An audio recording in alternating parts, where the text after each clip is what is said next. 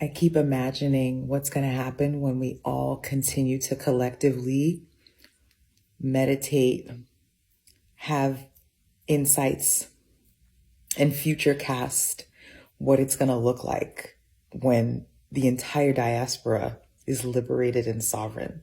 Like really, really imagine, like spend time with this every day, because I do. And I get more than the next, every day that I do this. And then the next day when I come on TikTok and I see more beautiful, sights and, like appetizers of what's to come. Like when you hear about Burkina Faso, Mali, Senegal, you hear about CARICOM, you hear about what's going on in the States. Like when I hear all these things, I'm like, oh, there's more signs. And every country is doing a little bit here, and every person within their respective land or wherever they are abroad is, doing their part and, decolonizing their lives and liberating.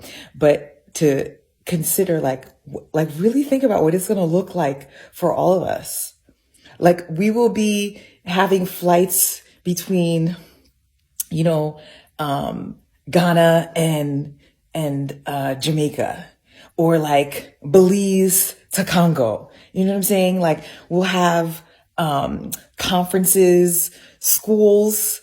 Imagine if we have like virtual sister schools with each other throughout the diaspora, so that like kids in Miami could see kids in Angola at school, or kids in London. Like imagine that, like the kinds of products that we would be buying from each other, because, like at least here in the States, like a lot of the products are, European American owned stuff.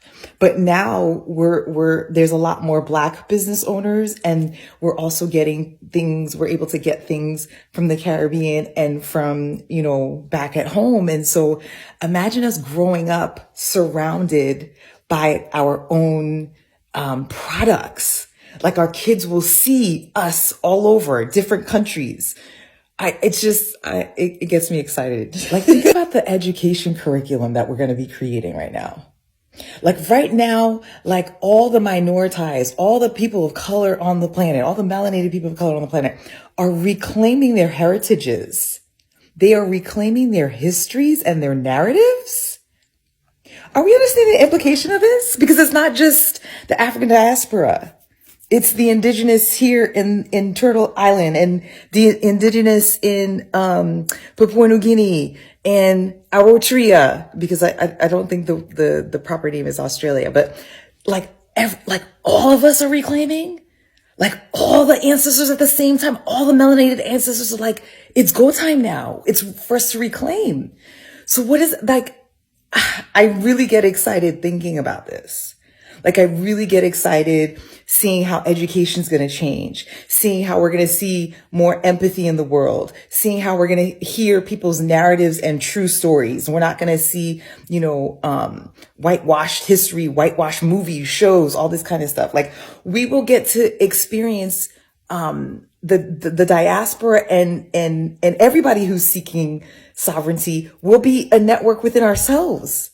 And we'll be having these new experiences that couldn't exist before, because, colonizers are like, you can't trade with such and such a country, and you can't fly here because of visas and this, that, and the other. Do you see how exciting this is?